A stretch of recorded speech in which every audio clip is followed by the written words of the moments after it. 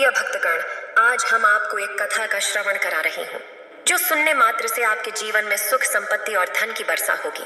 तो चलिए कथा को प्रारंभ करते हैं। भगवान शिव माता पार्वती से कहते हैं, हे देवी, इंसान को अपनी जिंदगी खुशी से जीना चाहिए, किसी भी समस्या को नहीं लेना चाहिए, अपने परिस्थितियों से कभी भय मत करना चाहिए, हर क्षण का आनंद लेते हुए जीवन जीना चाहिए। आज इस वीडियो में भय को पूरी तरह से खत्म करने का एक रहस्य आपको बताएंगे। अगर आप यह कहानी सुन रहे हैं तो पूरा सुनिए। इस कथा को आधा अधूरा छोड़कर जाने की गलती मत करिएगा, क्योंकि इस पवित्र कथा को पूरा सुनने से मनचाहा फल की प्राप्ति होगी। इसलिए इस कथा को पूरा सुने। आप शिव भक्त हैं तो भोलेनाथ का अनादर ना करें। तो हे देवी, बिना देर किए चलिए उन कहानियों की शुरुआत करते हैं। यह उन दिनों की बात है जब एक सन्यासी सेब के बाग में अपना समय व्यतीत कर रहे थे। उस समय तक सन्यासी की प्रसिद्धि दूर दूर तक फैल चुकी थी। लोग अपनी चिंताओं और समस्याओं का समाधान खोजने के लिए दूर दूर से सन्यासी के पास आते थे। ऐसे ही एक दिन जब सन्यासी सेब के जंगल में लोगों को उपदेश दे रहे थे, तो एक आदमी अपने 20 से 22 साल के बेटे के पास पहुंचे। तो सन्यासी ने उनकी ओर देखा और इशारा किया कि पास बैठने के लिए। जब उपदेश समाप्त हो गया और सभी लोग चले गए, तब सन्यासी ने उस व्यक्ति को अपने पास बुलाया और बैठने को कहा।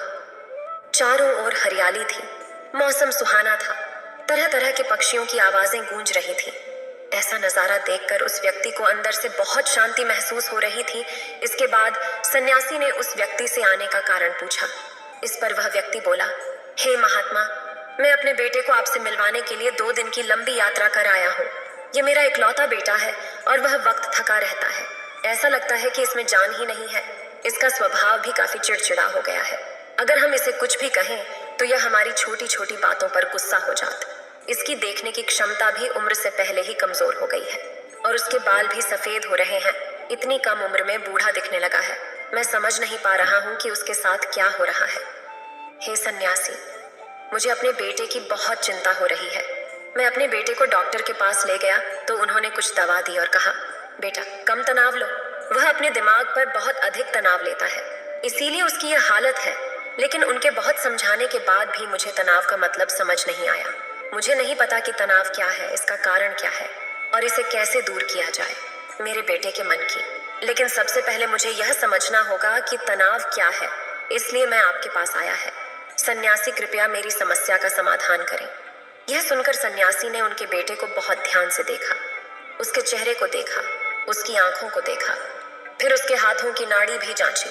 यह सब अनुष्ठान करने के बाद सन्यासी ने उस व्यक्ति से कहा कि तनाव कोई भी नहीं लेना चाहता, लेकिन फिर भी यह तनाव व्यक्ति के दिमाग को दीमक की तरह जकड़ लेता है और व्यक्ति को पता भी नहीं चलता कि वह तनाव में है। लेकिन अगर व्यक्ति तनाव के कारणों को अच्छे से समझ ले और तनाव के बारे में एक पैमाना बना ले जिससे उसे पता चल सके कि वह कितना तनावग्रस्त है, तो वह इस समस्या का समाधान भी ढूंढ सकता है।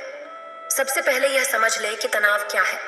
जब भी कोई व्यक्ति काम कर रहा हो लेकिन उसका मन कल्पनाओं में भटक रहा होता है, इसलिए उसके शरीर और दिमाग के बीच एक दूरी बन जाती है। यह दूरी जितनी अधिक होती है, व्यक्ति उतनी ही देर तक बेहोशी की स्थिति में रहता है और शरीर और मन के बीच के इस तनाव को ही तनाव कहा जाता है। आखिर पसंदीदा खेलने के बाद इंसान ऊर्जा और खुशी से क्यों भर वाली बात यह है कि खेलते समय दिमाग और शरीर पूरी तरह से एक साथ खेल में केंद्रित होते हैं, जिससे शरीर और मन के बीच दूरी नहीं रहती और तनाव नहीं आता। और मन में कोई तनाव हो तो दूर हो, हमें पसंद नहीं है तो हमारा शरीर वह काम तो कर रहा है, लेकिन हमारा मन कहीं दूर कल्पनाओं में भटक रहा है, जिससे शरीर और दिमाग के बीच दूरी पैदा हो जाती है और तनाव पैदा हो जाता है। इसलिए ऐसा करना चाहिए, एक समय में केवल एक ही काम करना चाहिए और अपने शरीर और दिमाग की सारी शक्ति उसी एक काम में लगानी चाहिए, ताकि व्यक्ति के अंदर तनाव पैदा ना हो। सबसे प्रमुख कारणों में से पहला है अत्यंत विशालकाय होना। विशालकाय होना अच्छी बात है, लेकिन क्या आपने कभी गौर किया है कि उस व्यक्ति का एक लक्ष्य कभी पूरा नहीं होता? उसका एक लक्ष्य पूरा नहीं होता कि वह दूसरे की ओर भागने लगता है। अगर दूसरा पूरा हो जाता है तो फिर तीसरे को, और इस प्रकार वह गोल गोल घूमता रहता है अपने जीवन में अपने लक्ष्य को प्राप्त करने के लिए। इसीलिए जो व्यक्ति अधिक विशालकाय होता है, जो बड़े लक्ष्य निर्धारित करता है, कभी भी वर्तमान में नहीं रह सकता। उसका दिमाग हमेशा भविष्य की योजना बनाने में व्यस्त रहता है। उसका शरीर वर्तमान में रहता है, लेकिन उसका दिमाग भविष्य में रहता है। जिससे इंसान के शरीर के बीच दूरियां पैदा हो जाती हैं और वह तनावपूर्ण जीवन जीने लगता है। सन्यासी के मुख से यह बात सुनकर लड़के ने सन्यासी से कहा कि इसका मतलब है कि हमें लक्ष्य नहीं बनाना चाहिए, क्योंकि लक्ष्य निर्धारित करना भी विशालकाय है। इसी बहाने सन्यासी ने कहा कि जीवन में लक्ष्य रखना कोई गलत बात नहीं है, लेकिन समस्या तब उत्पन्न होती है जब हम अपना सारा ध्यान उस लक्ष्य को प्राप्त करने के परिणाम पर केंद्रित कर देते हैं। व्यक्ति को वर्तमान में जीना चाहिए, एक लक्ष्य निर्धारित करें और उस लक्ष्य को प्राप्त करने के लिए कड़ी मेहनत करते रहें। लेकिन साथ ही आपको यह भी ज्ञान होना चाहिए कि आप अभी भी वर्तमान में जी रहे हैं और वर्तमान सत्य है। सन्यासी ने आगे कहा कि ईर्ष्या तनाव का एक और बड़ा कारण है। जब कोई व्यक्ति ईर्ष्या और ईर्ष्या से भर एक आंतरिक घाव है, यानी मन का घाव, इंसान के शरीर का घाव तो ठीक हो सकता है, लेकिन मन का घाव कभी नहीं भर सकता। इसलिए कभी भी दूसरों की उन्नति और खुशी से ईर्ष्या नहीं करनी चाहिए। ईर्ष्या तनाव का कारण बनती है। इसके बाद सन्यासी ने तनाव का अगला कारण बताया और कहा कि अरुचिकर काम भी मन में तनाव पैदा करता है। जो काम हमें करना पसंद नहीं है, उस काम में हमारा मन नहीं लग पाएगा। हमारा शरीर वहीं बैठ जाएगा, लेकिन हमारा मन कल्पना की उड़ान भरता है, जिससे शरीर और मन के बीच दूरी पैदा हो जाती है और व्यक्ति तनावग्रस्त हो जाता है। इसलिए व्यक्ति को हमेशा अपनी रुचि के अनुसार ही कार्य करना चाहिए। यदि व्यक्ति ने यह तय कर लिया है कि उसे कौन सा काम करना है और वह उस काम को अपने जीवन का लक्ष्य बना लेता है, तब वह काम उसके लिए काम नहीं बल्कि खेल बन जाता है। लेकिन दोस्तों, अपने जुनून को फॉलो करो। यह कहना कितना आसान है, अपना सच्चा जुनून ढूंढना कितना मुश्किल है, क्योंकि आजकल ज्यादातर युवा सेलिब्रिटीज और सोशल मीडिया से प्रभावित हैं। वे किसी भी काम को अपना जुनून मानते हैं और फिर कुछ दिनों तक कोशिश करने के बाद उसे बीच में ही छोड़ देते हैं, क्योंकि यह उनका जुनून नहीं था, और इस तरह वे अपना कीमती समय और ऊर्जा बर्बाद करते हैं। तनाव का चौथा कारण है दूसरों से अपेक्षा करना। सन्यासी ने उस व्यक्ति की ओर इशारा करते हुए कहा, एक पिता के रूप में तुम्हें अपने बेटे से बहुत सारी उम्मीदें होंगी कि आपका बेटा बहुत सफल इंसान बने, आपका नाम रोशन करें और जैसा जीवन चाहे वैसा जिए, आपकी हर बात माने। लेकिन क्या आज तक किसी की भी उम्मीदें पूरी हुई हैं? जब भी कोई व्यक्ति दूसरे से कुछ अपेक्षा करने लगता है, तो वह अनजाने में तनाव पैदा करना शुरू कर देता है। खुद के लिए जरा सोचिए, अगर आपका बेटा आपके मुताबिक काम नहीं कर रहा है और वह वैसा नहीं बन रहा है जैसा आप उसे बनाना चाहते हैं, तो निश्चित तौर पर तनाव आपके दिमाग पर हावी हो जाएगा। आप तनावपूर्ण जीवन जीने लगेंगे और इस तनाव में आप इस तरह व्यवहार और बातचीत करेंगे कि आपके अपने बेटे के साथ संबंध बद से बदतर होते चले जाएंगे। इसलिए व्यक्ति को दूसरों से अपनी क्षमता से कम उम्मीदें रखनी चाहिए, और अगर आप पूरी तरह से तनाव मुक्त रहना चाहते हैं तो दूसरों से उम्मीद करना बंद कर दें। इसके बाद सन्यासी ने कहा कि शारीरिक पीड़ा भी मनुष्य के तनाव का एक कारण है। जब कोई व्यक्ति किसी शारीरिक दुख से गुजर रहा होता है, तो उसका पूरा ध्यान उस दुख पर होता है और वह सारा दिन बस अपने दुख के बारे में ही सोचता रहता है। इससे उसका मन दुखद विचारों से भर जाता है और ऐसे में व्यक्ति तनावग्रस्त रहने लगता है।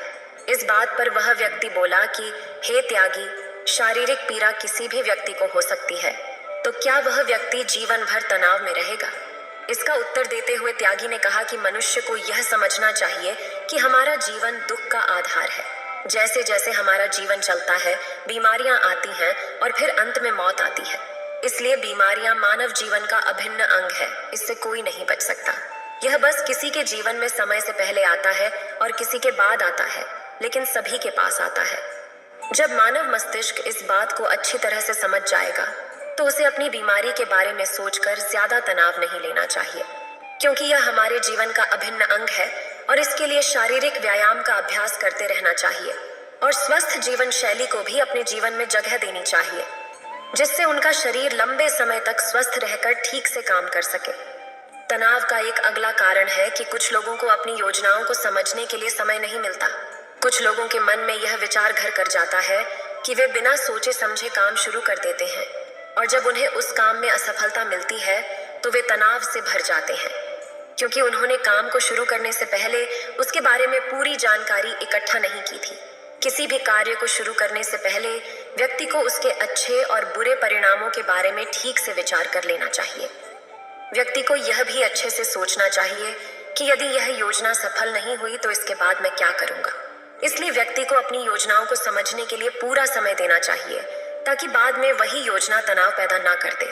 तनाव का 7वां सबसे बड़ा कारण टाल मटोल है, आज का काम कल पर डाल देना।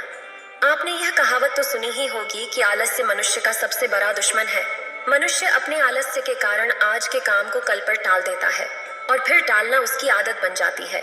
टाल मटोल करने वाले का काम कभी भी समय पर पूरा नहीं होता है, और अगर किसी कारण से हो भी जाता है तो उतना अच्छा नहीं होता जितना हो सकता था, और फिर यह बात इंसान के अंदर तनाव पैदा करती है। लेकिन आखिरी समय पर टालना या ना करना एक आदत है, इसलिए ना चाहते हुए भी व्यक्ति बार बार इस आदत का शिकार हो जाता है और फिर काम को टालता रहता है। और फिर जब काम की समय सीमा नजदीक आ जाती है तो वह उस काम को पूरा करने की कोशिश करता है। इसलिए तनाव मुक्त रहने के लिए व्यक्ति को काम को टालने की आदत को छोड़ना होगा, और यह तभी संभव है जब लोग काम को समय से पहले पूरा करने का प्रयास करेंगे। तनाव का आखिरी और सबसे बड़ा कारण है ज्यादा सोचना। लगातार सोचना भी एक बीमारी है, और यह उन लोगों में सबसे ज्यादा पाई जाती है जो कल्पनाएं करते हैं, जो अतीत की घटनाओं के बारे में सोचते रहते हैं और जो भविष्य के बारे में बेतहाशा अटकलें लगाते हैं। इसलिए व्यक्ति को ज्यादा सोचने की आदत पर अंकुश लगाना चाहिए। उसे जितना हो सके खुद को काम में व्यस्त रखने की कोशिश करनी चाहिए और प्रतिदिन ध्यान के अभ्यास को अपने जीवन का हिस्सा बनाएं। सन्यासी के मुख से ये सभी बातें सुनकर वह व्यक्ति हाथ जोड़कर बोला, हे सन्यासी, मेरा बेटा अभी सिर्फ 20 साल का है और उसे इतनी समझ भी नहीं है कि वह सभी बातों का पालन कर सके। कृपया तनाव दूर करने का कोई आसान तरीका बताएं ताकि मेरा बेटा भी उसे अपना सके और तनाव मुक्त रह सके। उस व्यक्ति की यह विनती सुनकर सन्यासी ने कुछ सोचते हुए उत्तर दिया, यदि आप इतनी सारी बातों का पालन नहीं कर सकते तो इसके लिए एक बहुत ही आसान तरीका है। आप एक समय में एक ही कार्य करने पर विशेष ध्यान केंद्रित करते हैं। आप उस समय जो कर रहे हैं बस उसी पर ध्यान केंद्रित करें, और यदि आपका मन भटकता है तो जैसे ही आपको याद आए अपना ध्यान उस काम पर लौटा दें। तनाव मुक्त रहने का यह सबसे आसान और अच्छा तरीका है।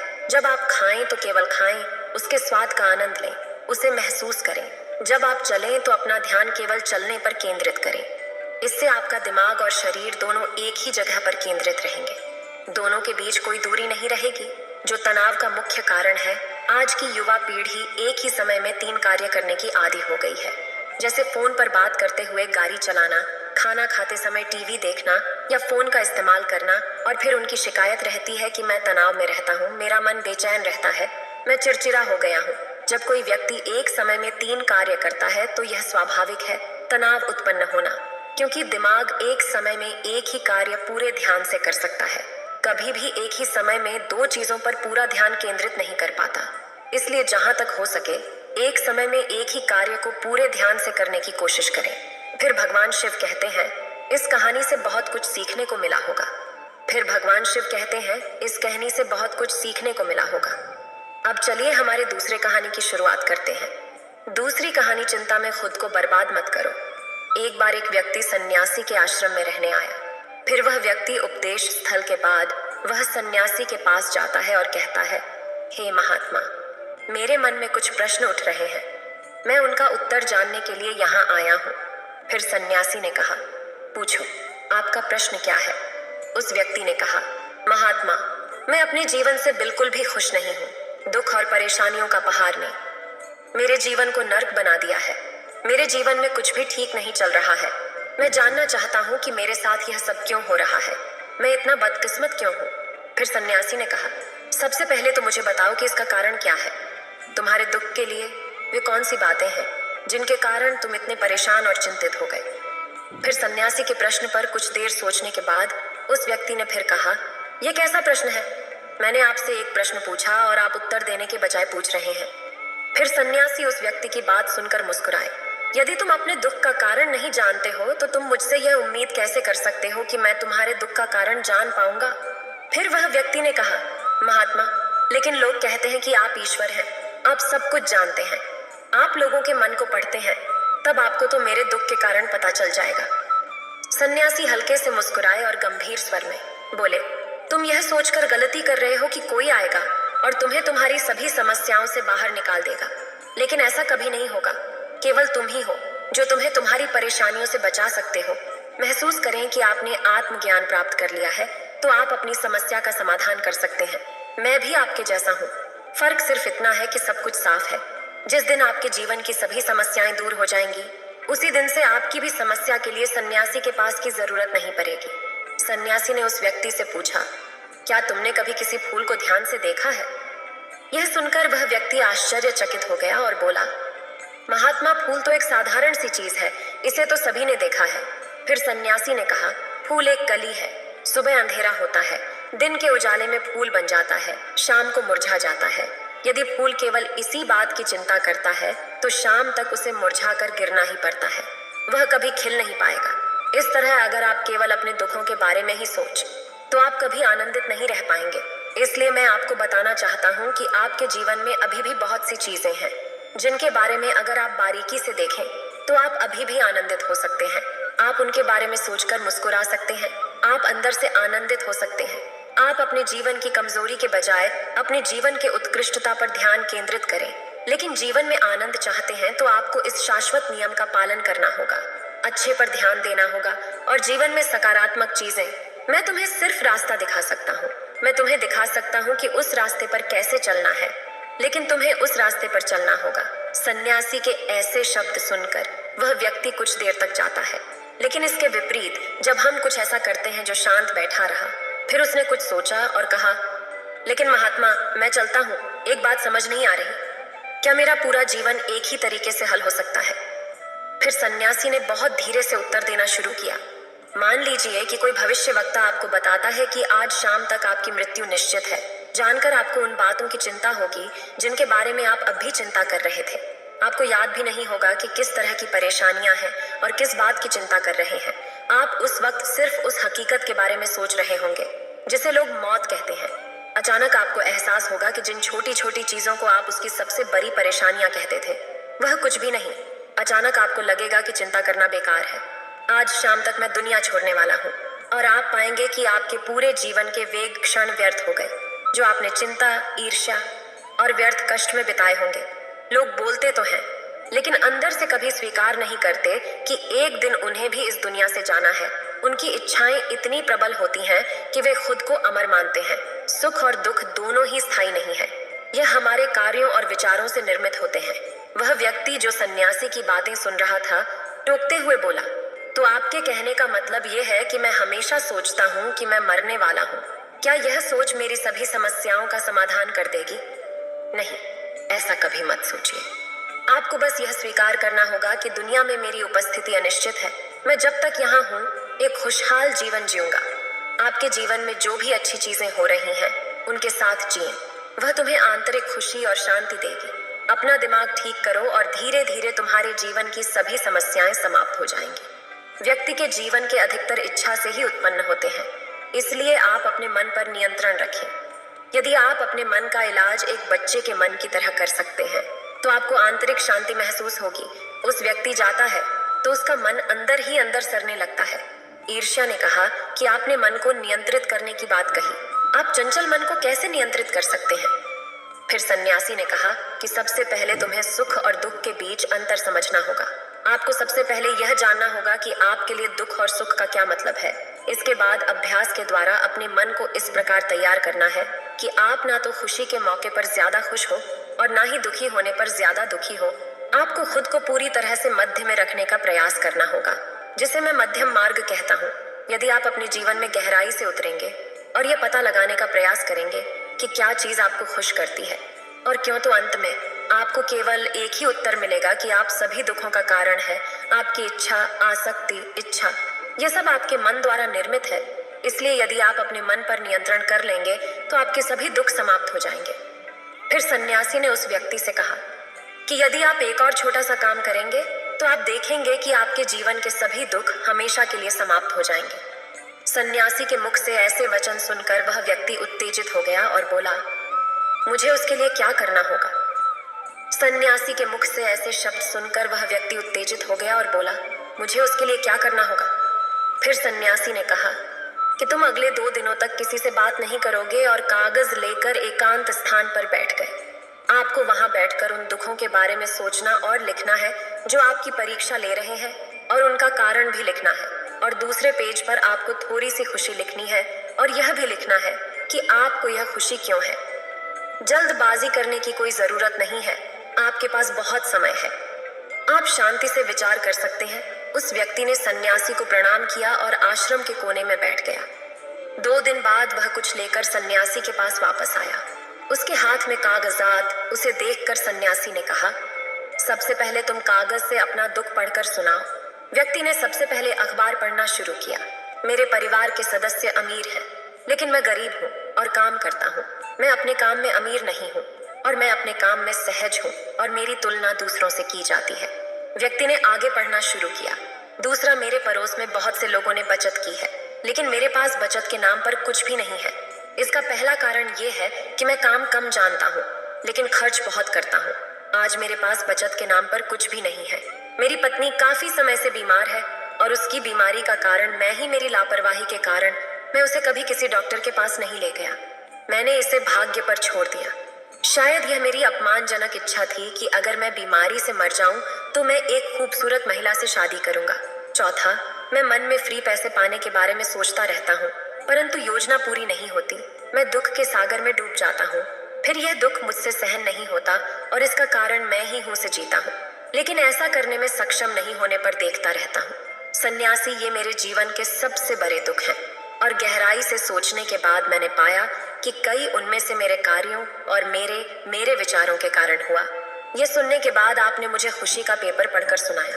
पिछले 2 दिनों में मैंने कुछ भी महसूस किया, वैसा मैंने अपने जीवन में कहीं भी अनुभव नहीं किया।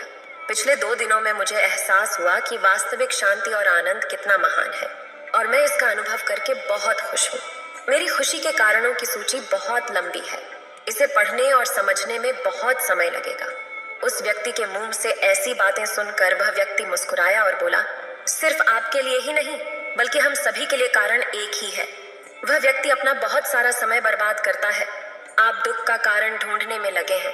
हमारा जीवन भी एक तरह से सुख, शांति और आनंद की तिजोरी है। सन्यासी ने उस व्यक्ति से कहा कि खुशी के सभी कारणों को साझा करने की जरूरत नहीं है, तुम उनमें से कुछ का पाठ कर सकते हो। वह व्यक्ति मुस्कुराहट के साथ पढ़ने लगा। पहली खुशी, क्योंकि मैं जीवित हूँ और दुनिया में रह रहा हूँ और मैं स्वस्थ हूँ। मेरे माता पिता, एक पत्नी और 2 बच्चे हैं। ऐसे ही मेरे पिता के पास कई अनमोल खजाने हैं, जैसे मेरे माता पिता का प्यार, मेरी पत्नी का प्यार, मेरे बच्चों का प्यार और एक पिता की खुशी। दूसरा कारण यह है कि मैं मेहनत कर सकता हूँ। मैं कोई भी काम कर सकता हूँ। मेरी आयु में कोई बाधा नहीं आ सकती और मैं अपने परिवार की सभी जरूरतों को पूरा कर सकते हैं। मुझे खुशी है कि मैं एक खुशहाल परिवार बना सकता हूँ। मैं अपनी तुलना अपने भाइयों, अपने पड़ोसियों से करता हूँ और आपने कृपा करके मुझे मानवता वाला इंसान बनाया है। सभी बुरी आदतों को छोड़कर आप सुखी और खुशहाल जीवन जी सकते हैं और मेरे लिए सबसे बड़ी खुशी और सौभाग्य की बात यह है कि मुझे एक जगह मिल जाए और जब तक मैं इस दुनिया में हूँ, हमारी इच्छा और आसक्ति ही सभी दुखों का कारण है।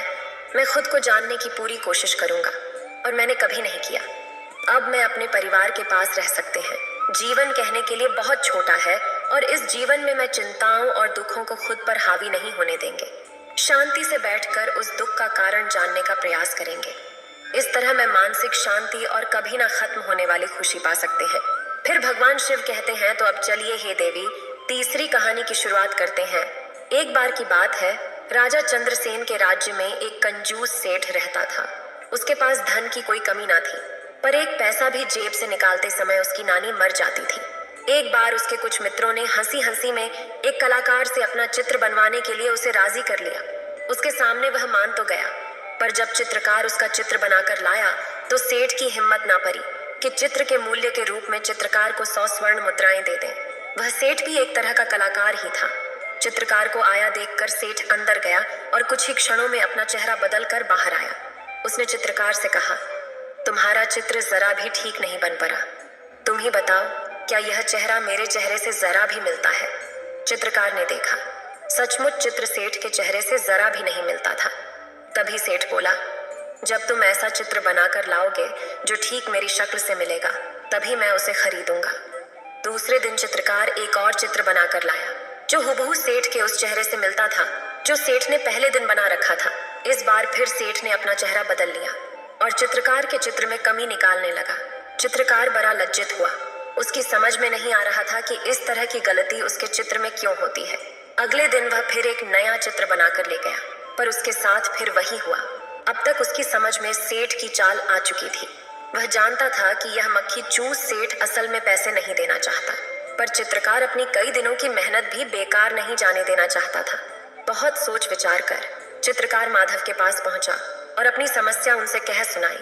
कुछ समय सोचने के बाद माधव ने कहा, कल तुम उसके पास एक शीशा लेकर जाओ और कहो कि आपकी बिल्कुल असली तस्वीर लेकर आया हूँ। अच्छी तरह मिलाकर देख लीजिए, कहीं कोई अंतर आपको नहीं मिलेगा। बस फिर अपना काम हुआ ही समझो। अगले दिन चित्रकार ने ऐसा ही किया। वह शीशा लेकर सेठ के यहाँ पहुंचा और उसके सामने रख दिया। लीजिए सेठ जी, आपका बिल्कुल सही चित्र, गलती की इसमें जरा भी गुंजाइश नहीं है। चित्रकार ने अपनी मुस्कुराहट पर काबू पाते हुए कहा, लेकिन यह तो शीशा है। सेठ ने झुंझलाते हुए कहा, आपकी असली सूरत शीशे के अलावा बना भी कौन सकता है। जल्दी से मेरे चित्रों का मूल्य 1000 स्वर्ण मुद्राएं निकालिए। चित्रकार बोला। सेठ समझ गया कि यह सब माधव की सूझबूझ का परिणाम है। उसने तुरंत 1000 स्वर्ण मुद्राएं चित्रकार को दे दी। इस उपकथा से हमें यह सीख मिलती है कि हमें लोगों को मूर्ख नहीं समझना चाहिए और उन्हें मूर्ख बनाने का प्रयास नहीं करना चाहिए, क्योंकि जब हम दूसरों को मूर्ख बनाने का प्रयास करते हैं तब असल में हम ही अपने बुने हुए जाले में फंस जाते हैं। लेकिन कभी कभी जहां अपनी अच्छाई ही हो, उस जगह हमें झूठ नहीं बोलना चाहिए। फिर भगवान शिव कहते हैं, हे देवी, अब चलिए हमारे चौथे कहानी की शुरुआत करते हैं। एक गांव में एक दिन कुश्ती स्पर्धा का आयोजन किया गया। हर साल की तरह इस साल भी दूर दूर से बड़े बड़े पहलवान आए। उन पहलवानों में एक पहलवान ऐसा भी था जिसे हराना सबके बस की बात नहीं थी। जाने माने पहलवान भी उसके सामने ज्यादा देर टिक नहीं पाते थे। स्पर्धा शुरू होने से पहले मुखिया जी आए और बोले, भाइयों, इस वर्ष के विजेता को हम 1 लाख रुपए इनाम में देंगे। इनामी राशि बड़ी थी।